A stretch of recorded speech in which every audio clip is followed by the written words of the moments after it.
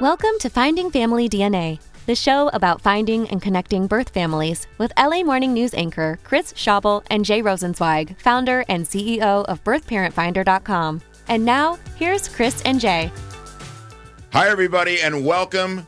I am so excited, Jay. We've done it. 10 years in the making. I'm Chris Schabel. And I'm Jay Rosenzweig, the founder and CEO of birthparentfinder.com. And we are here, Chris. 10 years in the making. If you're not familiar with my story, 10 years ago, little more than 10 years ago, because it was technically in the fall that we started this journey, and then it bled into the following year. 2013. Yeah, 2013. So it's been more than 10 years ago.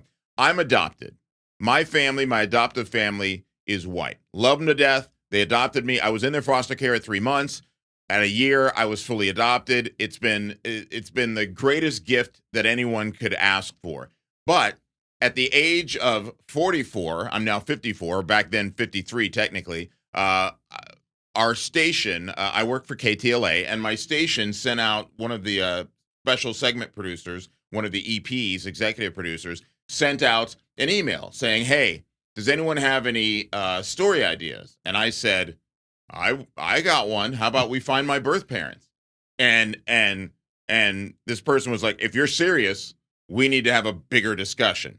Long story short, I convinced them I was serious, and the rest, as they say, is history. And we're going to get into some of that history, and I know you want to ask about that history.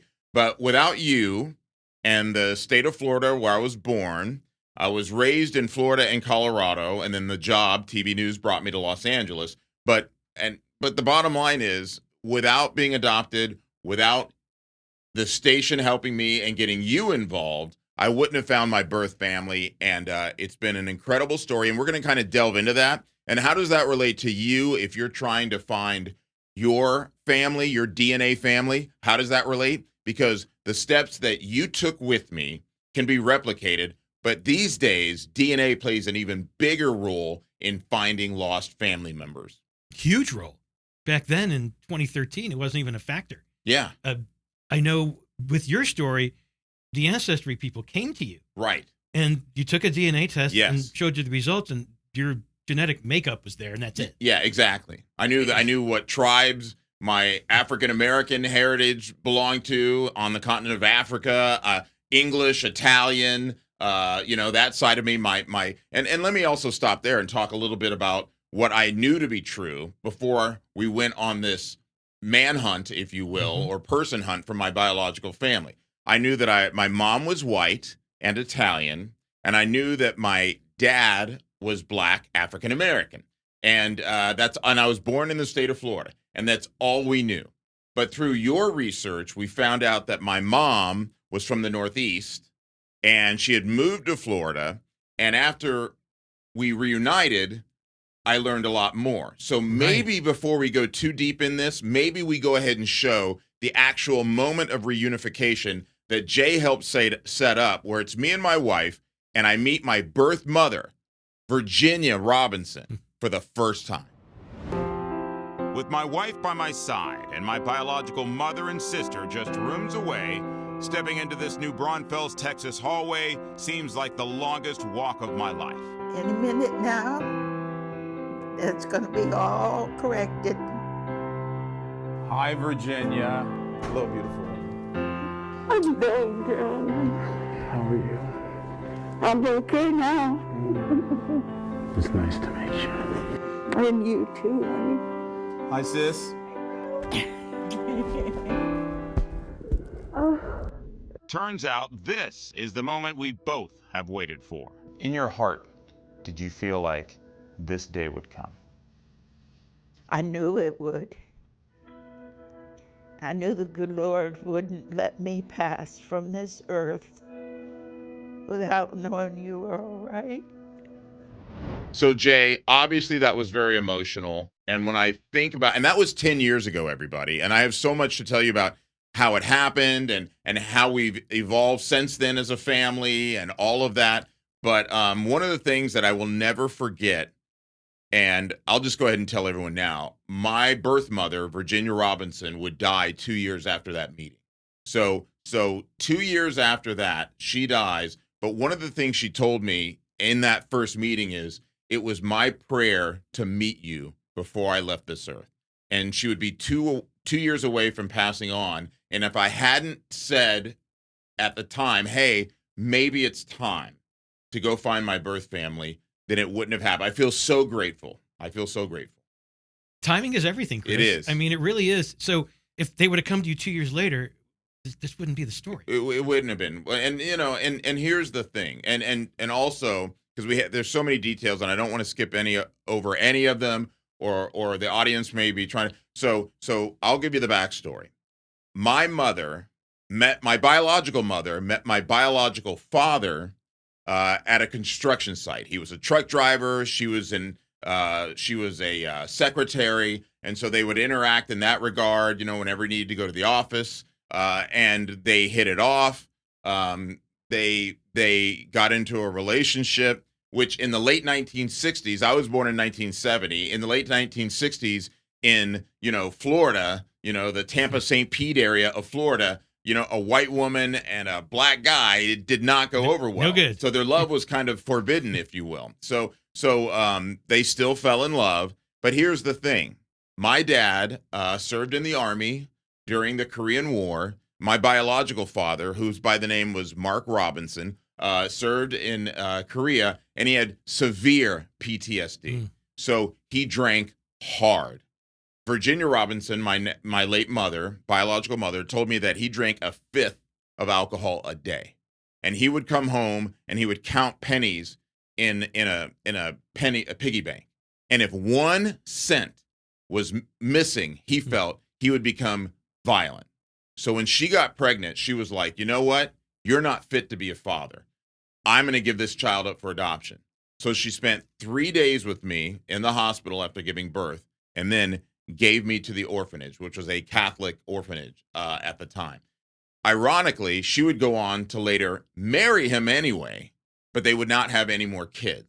But she always knew I was out there. She didn't know who I was adopted by. She didn't know my story. She didn't know they raised me, put me through college, gave me every advantage in life I could ever want. And she just never knew what came of me. My biological father would die in his mid-60s during the 80s. So if I was ever going to meet him, it would have had to have been during my teenage years, and that just wasn't, I wasn't even thinking. No, like it would have that. been impossible back then. Exactly. But yes, I met Virginia. You saw the video. I also met my half siblings on my father's side, the oldest son, J.C. Robinson. He and I are still friends, and we talk on a most holidays, just like my sister Jill, who you saw in the video there. She was to the side. So it's kind of like one half sibling from each side. The oldest ones I still stay in touch with. You're very fortunate, Chris, because stories don't always end up this way. They don't. And when I first took this case, I was at a loss. It's like my reputation is on the line. It's like we got nothing. We get initially. Yeah. It was tough. Can you walk through what you remember? Because it's been 10 years. Right. I mean, we talk about it like it was yesterday, but it's been 10 years. Can you give me an idea of what the steps were that you took?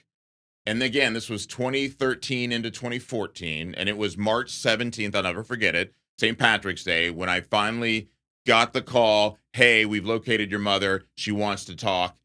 Do you want to talk? And so we talked by phone. But walk us through the steps of how you tried to help and did help me. So it's interesting because no one's ever asked me this before. When I was on the station being interviewed on the news that night, they didn't ask me that question. And this is the first time I'm going to be answering that question. And I was, like I said, I was at a loss. I didn't know what was going on because we had nothing. DNA wasn't a thing. There were no databases that could look up an adoption record in Florida. It's a closed adoption state. So I contacted a PI in Florida. PI said, I never told anyone this. They said, we can break into the record room. For $1,000, we can get you the birth record. Which you didn't do. So, of course Thank not. God, because we're not criminals. No, I said, can you imagine me going on television and knowing that I did it that way? It's like I couldn't live with myself. Right. And it's like, that's a horrible thing. So obviously that didn't happen. So somebody recommended that I contacted the Florida Adoption Reunion Registry, Minnie Jenkins. Yes. And you worked with her. Yeah. And she said, Jay, I got this. We're going to do this right. We're going to let the public know how to do this correctly so they can possibly do this in the future. So I want you to put me in contact with Chris, and we'll go through the steps. First, you have to fill out a form that you were looking for your birth family. Right. And then they put it in the system, and they gave you at that point the non-ID. Right. Which was, if I remember correctly, we got the attorney that handled my adoption, and the attorney had kind of passed on. He was still alive, but he had retired. So he gave it to, I think his son was running the office, and they were like, we have no records. We can't help you. And what's funny was we got that email from them at the same time we were live on the air giving an update on your story. Yeah. And it's like, oh my God, this is just getting worse. And and then Minnie suggested, why don't we just go to a judge, a magistrate? Boom. And that was special. That was like a 10% chance of it happening. And then obviously the judge, he must have known who you were doing a news story. Or he was sympathetic. That too. And your main goal was to get medical history information. Right. And at that point, they said, well, why don't we just reach out to the birth mother, see if she's alive, and see if she'll want to meet you? Actually, before that, what the judge said was, I'm going to go ahead and open your records. I remember I had to have a hearing via phone. And so before that, what he said is, I'm going to go ahead and open your records to the authorities so that they can reach out and figure out where she is, what she's doing. You don't get them, but we're going to open it for them to pursue. Right. And then I think that was a couple months early in 2014. You call me and say, hey, this is happening. They gave me the information on the paternal side, but they let me contact the paternal side because your birth father had already passed. Right. So we're not violating any laws there. So right. I found the contact information for your half brother, reached out to him. J.C. Robbins. Right. And he was just in awe over the whole thing. Yeah. And then the rest is history. Yeah. And then I distinctly remember, it was you and Minnie from the state of Florida with the adoption reunion. What was it called again? Florida Adoption Reunion Registry, FAR. There you go, FAR. So I remember they said, we've told her she's in Texas, New Braunfels. Right. Texas was just outside of San Antonio. We found her, and she wants to talk to you. So they gave me the number, and I remember making that call, and I was shaking. And my wife was in the bed next to me because we just sat down on the bed and just started, we needed quiet and peace. And so that's where we went. And I remember having that beautiful, beautiful conversation with her. And the irony is, and I don't know why I'm going to throw this in, it was also the same day. If you, every time there's an earthquake and I get a meme like this, it was that same day. So it was like an earthquake, literally and emotionally, for me on that day. That's when I got to talk to my mom. Right. And I don't think the public knows that. No, I'll never forget it because it was like a whirlwind day. It was like I was going super viral, and yet I was talking to my birth mother for the first time on the phone. And that would lead to the reunion that you saw. So I just think I want to say thanks to you. I want to say thanks to my employer, KTLA, because they helped. It was a story. So yeah, they were getting something out of it, but they didn't have to do it. And it was not cheap to fly us to Florida to meet with Minnie, or it wasn't cheap to fly me to Florida to meet J.C. Robinson, my half brother. It wasn't cheap to send me to Texas to go meet my mom and my half sister. None of that. A lot of stations just wouldn't do that. They might be like, hey, it's a personal journey. Good luck with that. But I just want to thank everyone involved, including you, and of course, birthparentfinder.com, because without you, it just doesn't happen. And that leads us to this, our first, very well into our show, commercial break. This is Jay Rosenzweig, the founder and CEO of birthparentfinder.com. If you're looking to find your birth parents or anyone in your birth family, give us a call at 866-572-3463 or go to our website, birthparentfinder.com. Welcome back. This is Finding Family DNA with Chris and Jay. And we talked about how Ancestry DNA did not solve your case. Right.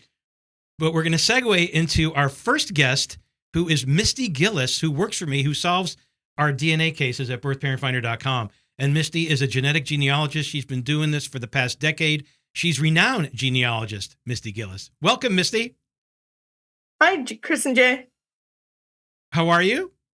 I'm good. How are you guys? Good. Very good. I'm just glad you're here with us today. And I just want you to talk about briefly how someone could look at their ancestry DNA results and not be dumbfounded and make headway out of what's out there. So it can be confusing at first when you get your DNA test back. The relationship ranges can be vast. The descriptions can be a little wonky and a little wrong.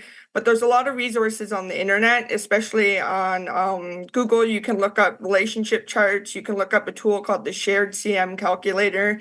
And you can use those free online tools to estimate the proper relationships for your DNA matches and be able to properly build your family tree. Hey, Misty, I have a question right out of the gate. So Yeah. you're very specialized at what you do. And I'm not trying to hurt Jay's business. I'm just trying to be an advocate for the person watching this right now. So what you guys do is you do it day in and day out, right? So you do it Right. fast, you do it quick.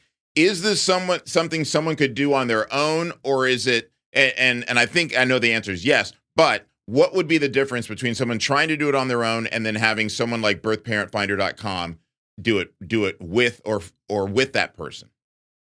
Well, a lot of the reasons that people take DNA tests is because they have mysteries in their family trees. So being able to figure out those mysteries and not just whether they know who their father is or whether they were adopted, but their own matches mysteries. So you may look at a match that has a very extensive family tree and say, oh, I'm probably related to them in this way. But what you don't realize is what people put online isn't always correct. So having that skill set to be able to determine when your matches do have something like a non-paternity event or adoption in their tree and being able to rectify that to build your own family tree takes a certain set of skill set. So let me just get into the non-paternity event, NPE, which I don't like that word. Can you explain that? So a non-paternity event is when somebody was born to a couple and was raised by that couple, but doesn't realize that their father, for example, is not their biological father. Whoa. And so we have a lot of clients come to us because they've taken DNA tests and realized that their siblings show up as half siblings. And one of those things is not like the other. And they realize that their biological father is a different person than the one that actually raised them. And that's the biggest hiccup in solving these cases, isn't it? It is very big hiccup in solving these cases. That sounds, if I can interject, that sounds emotionally devastating. That sounds like, when they find that out, more often than not, is it a surprise? Like they were just trying to find something else, and then all of a sudden, It's always a surprise. Yeah, my mom's not my mom, or my dad's not my dad, or what the heck? So is there an emotional component that you've learned to help them with? It's very delicate of a situation, especially when somebody finds out. We had a client recently that took a DNA test just for fun and found out that her sibling was her half sibling. And she realized that her biological father was not her biological father. And so she came to us to help figure out that conundrum. And you have to be very delicate with it emotionally because you have to understand that while you're hired, in a sense, to do a job to resolve this conflict in the tree, you also kind of need to be a little bit there for emotional support because this is a big shock to them. And you don't know what you're going to find on your journey to finding the truth. You don't know what their biological father is going to be like. Are they living currently? What the situation was? Was it consensual, for example? Things like that that you don't really know straight out the gate when you're looking at the DNA matches. And so it takes a little bit of finessing emotionally, and just being there as emotional support is something that Birth Parent Finder does offer. We're always there for our clients and to help walk them through this journey because we're so skilled at it. So let me ask you this question. When you do your job right, Misty, when does Jay get involved? Or does he? Or are you kit and caboodle, like you help them with the genealogy and then you track down relatives, or is that part of what Jay does? We kind of tag team cases, actually. We do a lot of tag teaming together. So sometimes, he'll have a case that he's working on and he needs a fresh set of eyes on, and I'll jump in and I'll help him a little bit with the DNA or a little bit of the paper genealogy. Sometimes I get cases myself that I just work from start to finish. So I end up finding the family and doing the reach out. And then we have other cases too, where I strictly do the genealogy, but Jay does the reach out and the actual personal touch on the case. And when you first started working for me, you didn't know much about the investigation business, did you?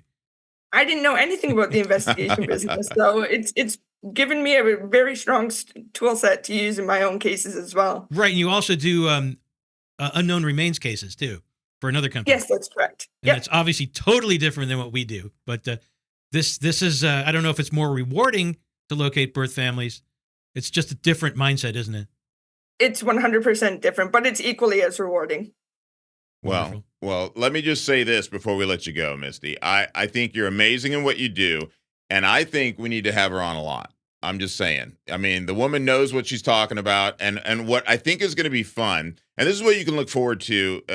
Thanks for watching us, and we're not done. But here's the thing I think you can look forward to is each week we're gonna take a look at a different finding family DNA case. You have gotten permission from various people that you've helped to highlight their cases. And when Misty's involved, I think we absolutely will have her on to help explain how this all came about, and then you can add your context to it because, it's I just think it's fascinating because there's two things that I want people to take away from the show, at least from my perspective, and then you can add what you want, is that it's never too late to figure out the pieces of your life. That's the first thing.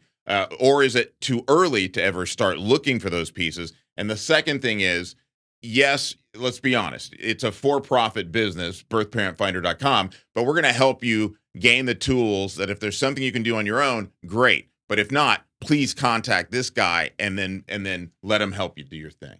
Right. And Misty, we still do pro bono work too. I mean, we want to help as many people as we can. If people can't afford it, we sometimes work it out with them. Yeah. Like through contests that we have. Exactly. And so I don't want this to feel like it's a big 30-minute ad because that's not the point. We've helped people. And that's the thing that how many people, forget me in my story. How many people would you say saw my story? We did this story 10 years ago where I went on the search for my birth parents. How many people would you say have responded in a way where they went out and did something similar? We've had thousands of responses to your story, but we've actually probably taken in over 200 cases from that story. So if there's nothing else, and if you, it's never too late. That's my takeaway. So Misty, thank you so much for joining us today.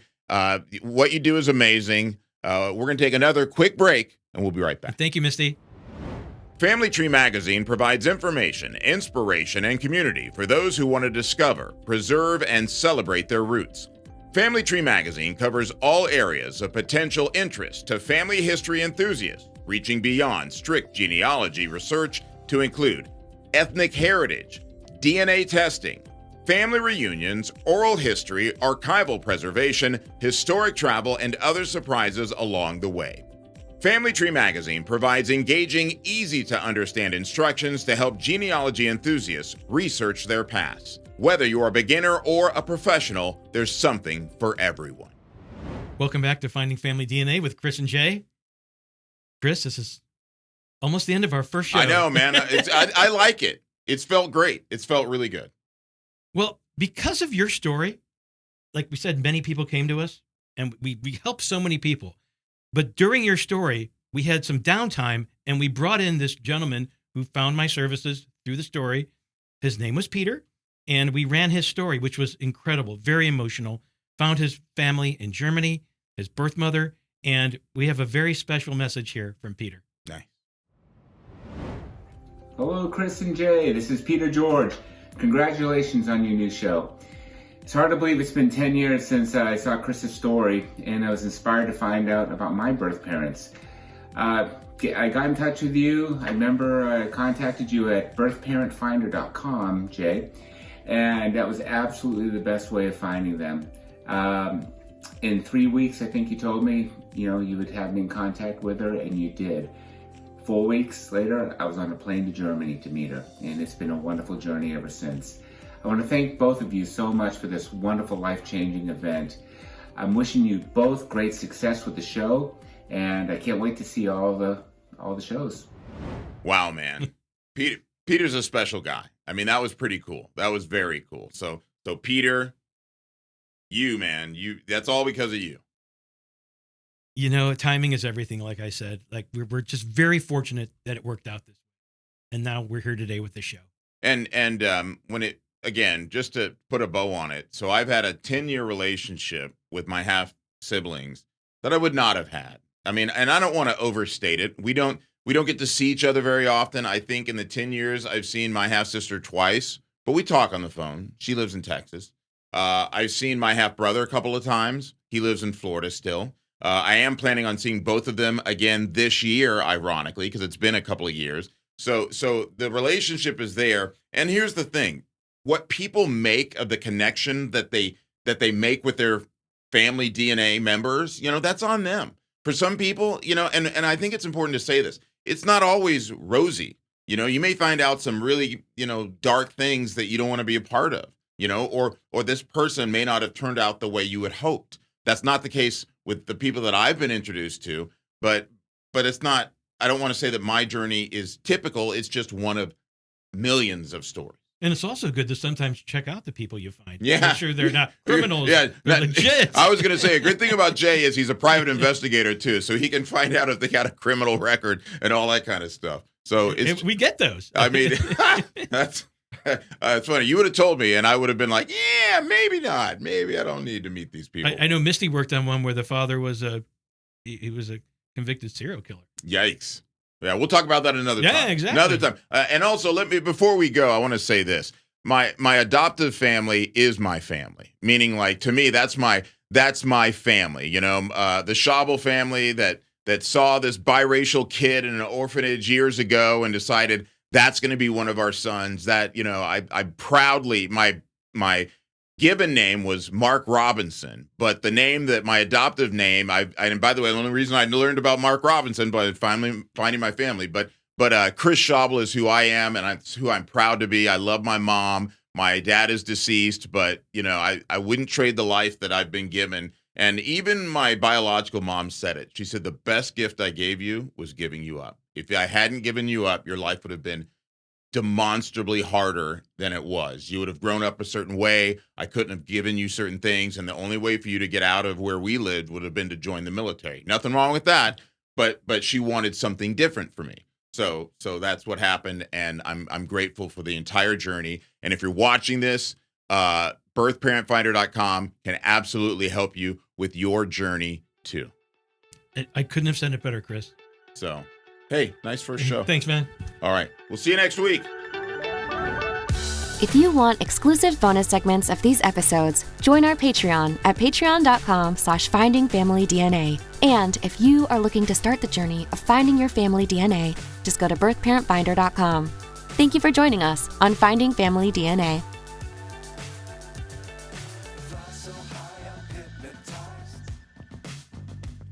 What's up is down, what's left is right. Chasing stars.